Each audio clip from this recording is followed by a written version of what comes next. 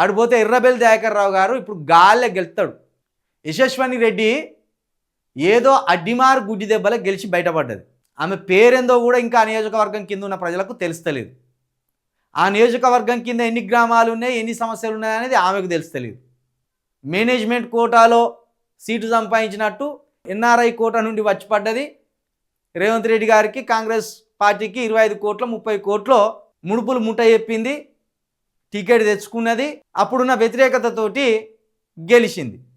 కానీ ఇప్పుడు కనుక ఎర్రబెల్లి దయాకర్ రావు గారి మీద పోటీకి దిగితే యశస్విని రెడ్డి గాల్లో ఓడిపోతుంది. ఇక ఊహించని విధంగా చిత్తుగా ఓడిపోతుంది. ఎందుకంటే ఆమె అక్కడ ప్రస్తుత పరిస్థితి ఇప్పుడు అక్కడ అట్లున్నది. కాబట్టి దయాకర్ రావు గారి లాంటి వాళ్ళను, పలరాజేశ్వర్ రెడ్డి గారి లాంటి వాళ్ళను, నిరంతరం ప్రజలకు అందుబాటులో ఉండే ఇలాంటి నాయకులను వరంగల్లో ఉన్న 12 స్థానాల్లో కనుక నిలబెడితే తిరుగులేదు బీఆర్ఎస్ పార్టీకి వరంగల్లో. ఇది కూడా ఒకటి కేటీఆర్ గారు కొంచెం దీని పట్ల ఆలోచించాలి.